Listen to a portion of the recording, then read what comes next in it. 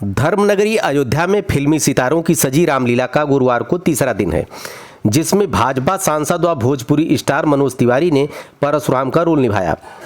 उनके अभिनय को देखने के लिए लोगों की भीड़ जुट गई। मनोज तिवारी ने पीएफआई पर लगाए प्रतिबंध का स्वागत करते हुए भारत सरकार और गृह मंत्री अमित शाह को धन्यवाद दिया। उन्होंने मीडिया से बात करते हुए कहा कि पीएफआई पर प्रतिबंध लगाया जाना चाहिए। इन्हीं की वजह से देश में आतंकवाद और दंगा फैलता है। ऐसा करने वाले अब पर प्रहार होगा। दरअसल टेरर फंडिंग मामले की जांच का सामना कर रहे पीएफआई यानी पॉपुलर फ्रंट ऑफ इंडिया पर बैन लगा दिया गया है, जिसके चलते यूपी से लेकर देश के अलग अलग ठिकानों पर ताबड़तोड़ एक्शन के बाद केंद्र सरकार ने यूपीए के तहत इस संगठन को गैरकानूनी घोषित कर दिया है। पीएफआई पर प्रतिबंध को देश के नागरिक स्वागत कर रहे हैं। अत्याचारों की भाषा बोलने वालों का कोई सपोर्ट नहीं करेगा। आने वाले समय में देश भी उनका जवाब देगा। पीएफआई के अलावा उससे जुड़े अन्य संगठनों पर भी बैन लगाया गया है। वहीं कहा कि हर युग में जो लोग गलत करते हैं उन पर कोई न कोई अंकुश लगाने आता है।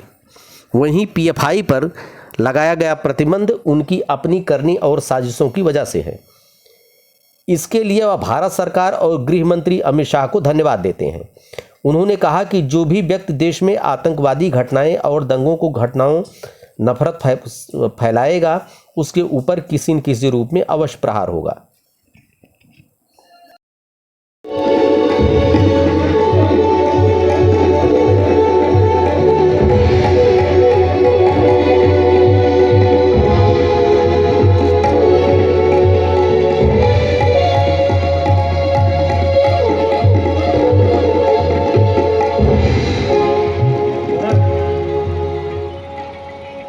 क्या है?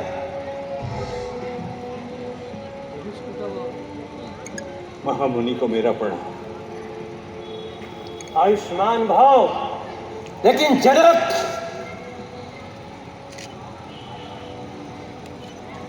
ये धनुष किसने तोड़ा? और जो पीएफआई पे बैन लगा है वो उनकी अपनी करनी से, अपनी साजिशों से लगा है। धन्यवाद गृह मंत्री अमित शाह जी को, धन्यवाद भारत सरकार को। जो भी व्यक्ति हमारे देश में आतंकी घटनाओं को, दंगे की घटनाओं को, नफरत को फैलाएगा, उसके ऊपर किसी न किसी रूप में अवश्य प्रहार होगा। और ये पीएफआई पे बैन का देश के समस्त नागरिक स्वागत कर रहे हैं। लेकिन कुछ लोग तो सवाल भी उठा रहे हैं कि भाई आपने आरएसएस पे बैन नहीं किया, आपने उनको बैन नहीं किया, हिंदू संगठनों को बैन नहीं किया, पीएफआई को बैन कर दिया आपने। तो हर युग में असुर भी रहे हैं, हर युग में दुष्ट भी रहे हैं, अत्याचारी भी रहे हैं। तो अत्याचारियों की जो भाषा है वो ये लोग बोल रहे हैं।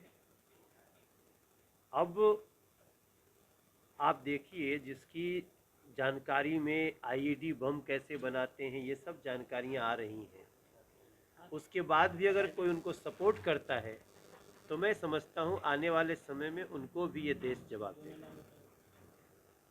और जिस तरह से रामलीला में आप